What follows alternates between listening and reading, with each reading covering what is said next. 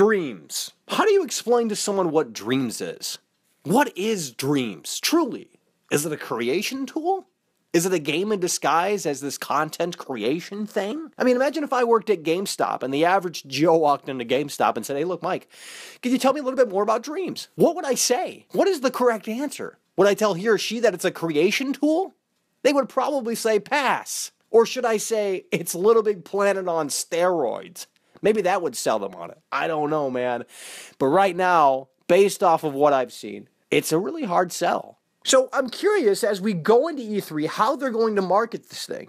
I mean, yeah, it has a traditional campaign, and yeah, it's from the makers of Little Big Planet. I get that, I understand that, but at the same time, this, at the end of the day, is a creation content thing. You know, you go in to create things. You can create games. You can create movies. You can do whatever the hell you want to do. You can go in and just do stupid, silly shit. The sky is the limit, based off of what I've read anyway, right?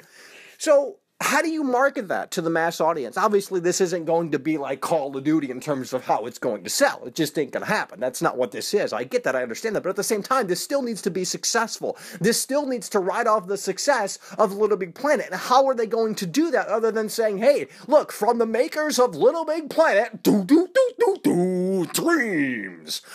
Do they have a mascot this time around? I mean, Sackboy for Little Big Planet did help them very much. So I'm hoping that they have a mascot at the very least to market this thing, to help market this thing, because right now when I look at this thing, it looks weird. I'm just being honest with you. It looks weird. This thing is a weird thing. It's a cool thing. It's a unique thing, and I'm so glad it exists, but it's a very weird thing.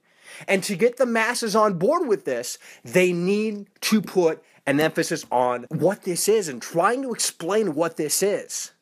And really do that through marketing, of course. So I'm hoping that the budget is good for the marketing team because, God, they have a lot of work cut out for them. They really do. And I'm just being honest. I'm not saying the game sucks. I'm not saying you shouldn't go out and buy it. I'm not saying you shouldn't, you shouldn't really have to understand everything about it. But at the same time, you have to have, in order for someone to plop down $60, you really need to kind of sell them on this idea and sell them that this is something that they might enjoy.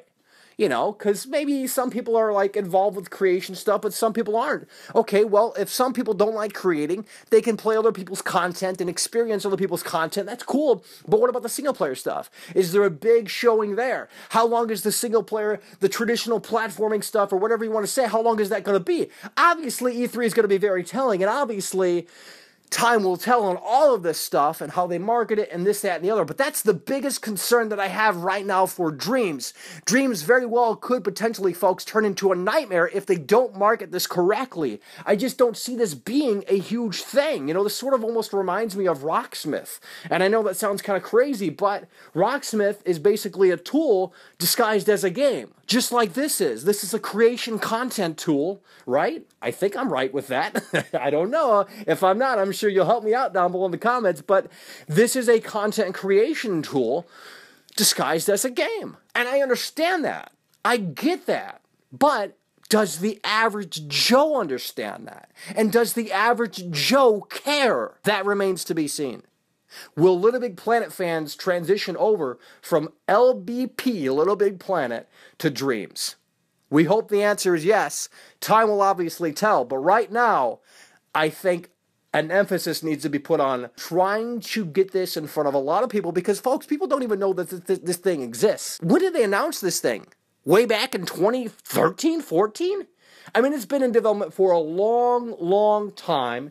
Supposed to come out later this year. I don't think that's going to happen. I really think they're going to quietly push this one back. So that's where the dilemma is right now for Dreams, and I hope they can fix that. We will see. E3 is right around the corner. Let me know your thoughts down below on Dreams, and I thank you very much for watching. Have a great day.